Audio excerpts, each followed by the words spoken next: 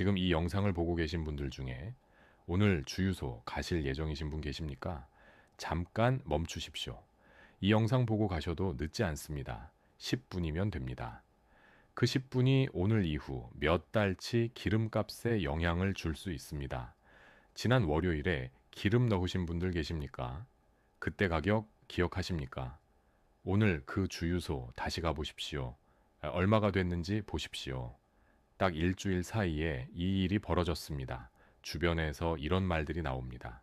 차라리 차 팔겠다. 이제 주말 나들이는 못 가겠다. 강남 직장인도 한숨을 쉰다는 기사가 나올 정도입니다. 그런데 지금 주유소 가격표에 붙어 있는 그 숫자, 이게 진짜 최종 가격이 아닐 수 있습니다. 그게 오늘 드리려는 이야기입니다. 사건은 2월 28일 새벽에 시작됐습니다. 미국과 이스라엘이 이란을 공습했습니다. 이란 최고 지도자가 제거됐습니다. 이란은 즉각 호르무즈 해협을 봉쇄하겠다고 선언했습니다. 호르무즈 해협, 사우디, 이라크, 쿠웨이트의 원유가 전 세계로 나가려면 반드시 통과해야 하는 길목입니다. 이 좁은 해협 하나가 막히면 지구상에서 거래되는 원유의 20% 이상이 갈 곳을 잃습니다. 그 선언 한마디가 유가를 흔들었고 기름값이 뛰기 시작했습니다. 호르무즈가 얼마나 좁은지 아십니까? 그 해협의 가장 좁은 구간이 33km입니다. 서울에서 수원 거리 정도입니다. 지구상에서 가장 중요한 그 33km가 지금 봉쇄 위기에 놓인 겁니다. 그런데 왜 유독 경유가 더 많이 올랐을까요?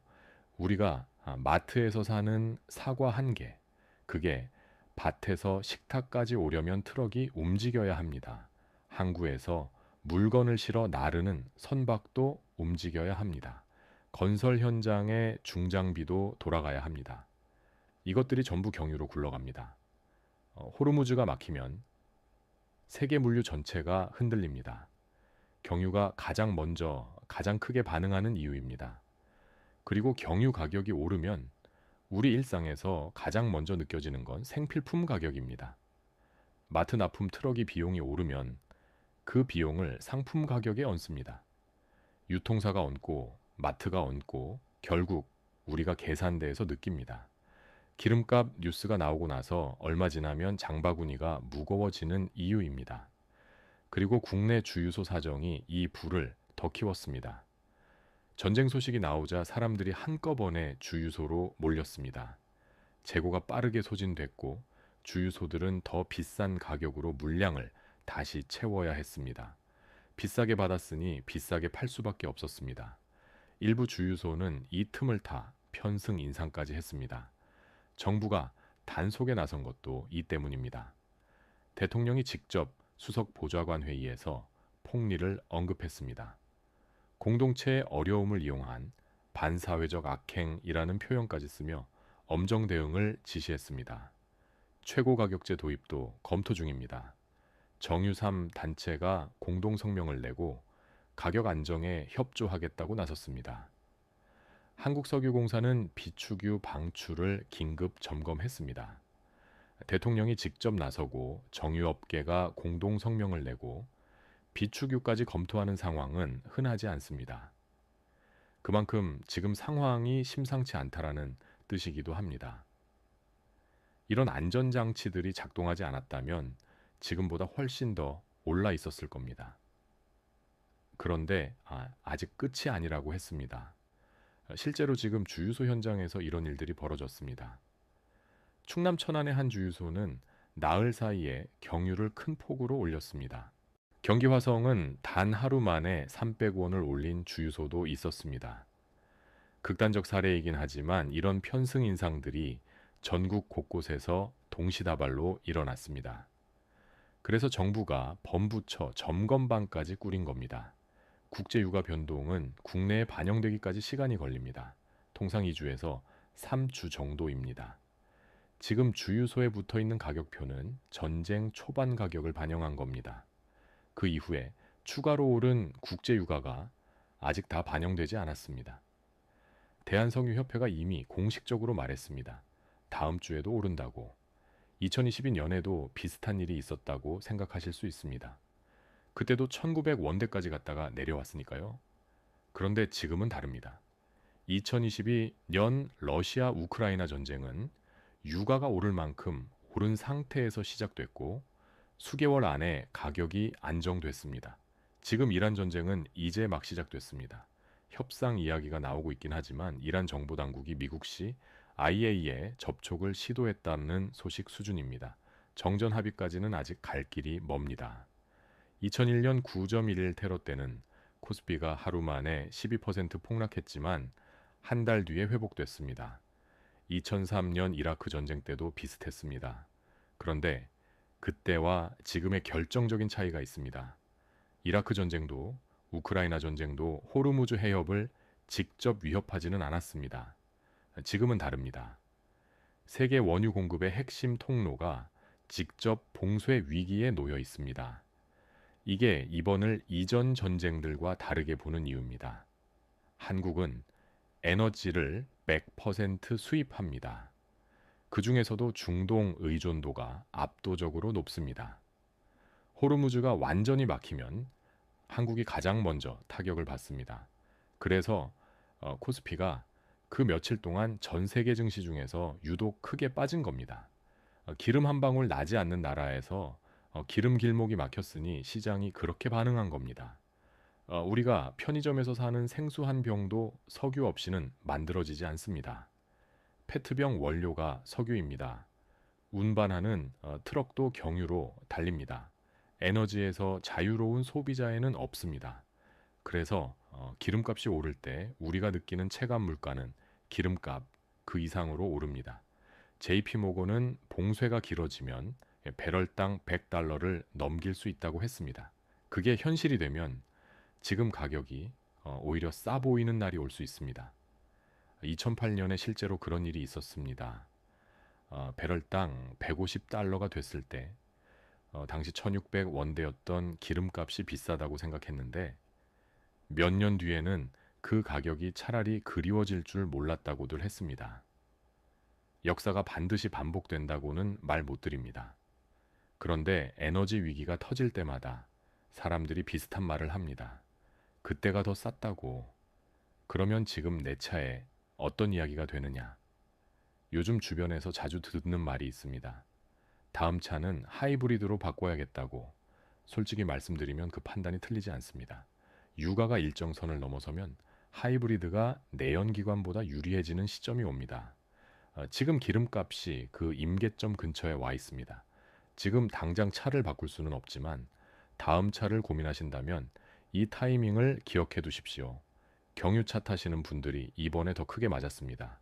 소렌토, 산타페, 스타리아 같은 디젤 SUV 오너분들입니다. 경유가 이번에 휘발유보다 더 많이 올랐습니다. 게다가 지금은 경유가 휘발유보다 비싼 이례적인 상황까지 됐습니다. 경유는 원래 정제 과정이 단순해서 항상 휘발유보다 쌌습니다. 그게 뒤집혔다는 건 그만큼 이번 충격이 크다는 뜻입니다. 경유차를 사셨던 이유 중에 기름값이 싸다는 것도 있으셨다면 그 전제가 흔들리고 있는 겁니다. 카니발 타시는 분들은 이중으로 힘드십니다. 차가 크니까 넣을 때마다 부담이 직접적으로 느껴집니다. 아이들 학원 셔틀, 주말 가족 나들이, 명절 귀향. 이 거리들이 쌓이면 한 달 주유 횟수가 다른 차보다 많아집니다. 기름값이 오를수록 카니발 오너의 타격이 가장 먼저, 가장 크게 옵니다. 그리고 기름값은 주유소에서만 끝나지 않습니다. 동네 마트에서 사는 채소 한 묶음. 그게 밭에서 트럭에 실려 여기까지 오는 과정이 전부 기름으로 돌아갑니다. 기름값이 오르면 물류비가 오르고 그게 가격표에 반영됩니다. 배달비도 오르고 식당 메뉴판도 바뀝니다. 아파트 관리비, 고지서에도 결국 흔적이 남습니다. 기름값은 생활비 전체의 시작점입니다. 그러면 지금 당장 할 수 있는 것들을 말씀드리겠습니다. 첫째, 오늘 바로 기름을 채우십시오. 2주 뒤에 채우는 것보다 지금 채우는 게 확실히 쌉니다. 앞으로도 오를 가능성이 높은 방향에서 미리 채워두는 것이 가장 단순하고 확실한 방어입니다. 둘째, 오피넷 앱을 쓰십시오.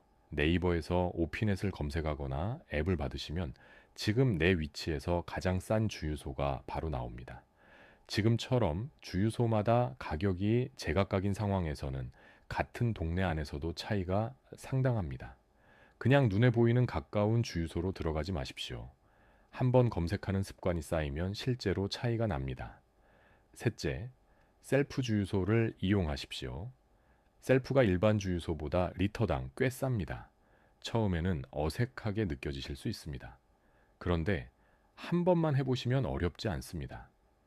카드 넣고 유종 누르고 주유권 꽂으면 알아서 끝납니다. 이미 셀프를 쓰고 계신다면 지금처럼 가격이 오를수록 그 선택이 더 빛을 발합니다. 넷째, 운전 습관 하나만 바꾸십시오. 급가속과 급제동만 줄여도 연비가 달라집니다. 고속도로에서 속도를 조금만 낮춰도 눈에 띄게 기름이 덜 들어갑니다. 타이어 공기압이 낮으면 연비가 나빠진다는 것도 알아두십시오. 주유 전에 타이어 한번 살펴보는 습관. 이게 기름값이 비쌀수록 훨씬 중요해집니다. 리터당 2,000원이 먼 이야기처럼 들리십니까? 대한석유협회는 이번 주에도 오른다고 했습니다. 협상 소식이 들리긴 하지만 전쟁이 언제 끝날지는 아무도 모릅니다.